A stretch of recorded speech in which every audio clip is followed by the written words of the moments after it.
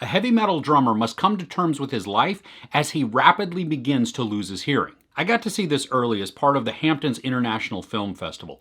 Sound of Metal is going to be coming to Amazon as an original movie at the beginning of December. Riz Ahmed plays Ruben. He is a drummer in a heavy metal duo, and he begins to rapidly lose a large percentage of his hearing. As you can imagine, this is disorienting and devastating to him, and so he's trying to figure out how to cope. His girlfriend is also trying to help him navigate this and trying to even just find him services. Because what happens, when I say rapidly, what we're shown on the screen is in the matter of days. It just goes. He's directed to a living facility that can kind of help him deal with things if he chooses.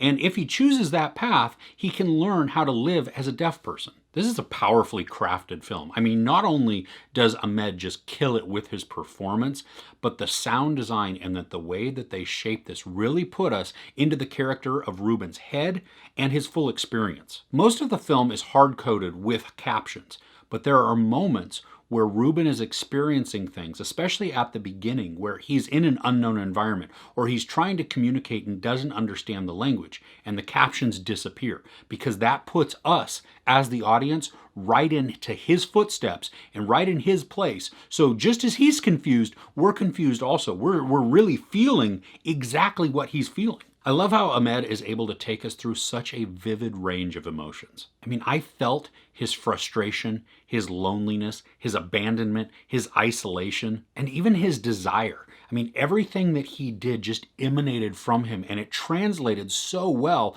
through the screen to me. And I've enjoyed his acting on a bunch of different things, but this one, an entirely different level. Olivia Cooke also plays in this, and while she's good, she's barely in it. She is, though, powerfully used for motivation for Ruben, and so I really appreciate her role in that. The standout, though, in this film, aside from Riz Ahmed, is Paul Raci. He plays Joe, the man who runs the living facility where Ruben goes to learn how to be a deaf person. Paul Raci in real life is a child of deaf adults, so that means when he grew up, ASL was his first and primary language.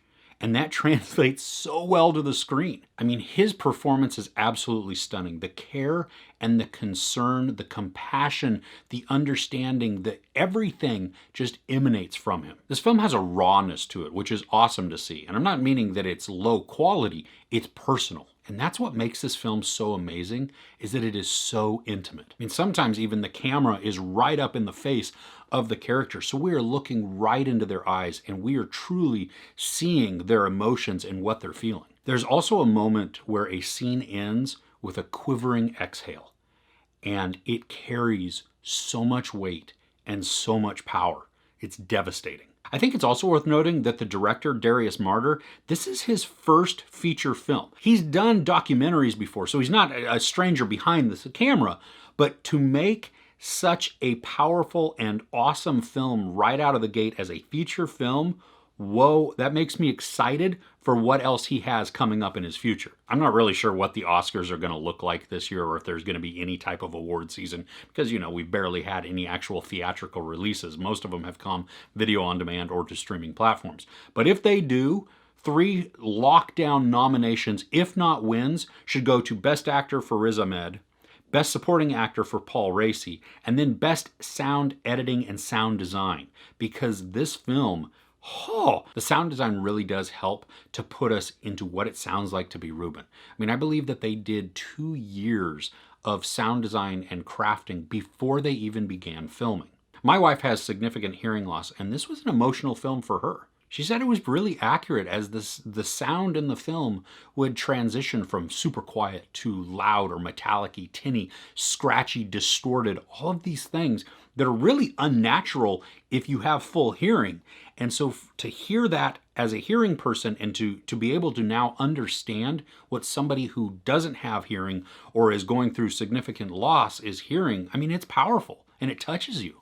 The movie's 130 minutes, and while that sounds like it might be long, it's really not. This is an emotional journey, and we have to go through the significant parts of Ruben's experiences. Now, the story does make some minor time jumps as Ruben is going through his learning process, but I don't think that it's a detriment to the film, because they're not massive time jumps, and it's established enough that we see his growth as a character and what he's learning. I absolutely love this film. The storytelling, the acting, and especially feeling and in seeing the experiences that the actors are going through, that these characters are doing, which then translates to us. It is so powerful and most certainly worth your time to watch. There's no sex or nudity, a lot of profanity, and not really any violence.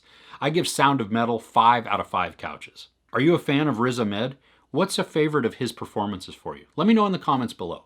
If you enjoyed this review, please give it a like. Also, don't forget to share and subscribe. I'm Chris. This is Movies and Munchies. Thanks for couching with me.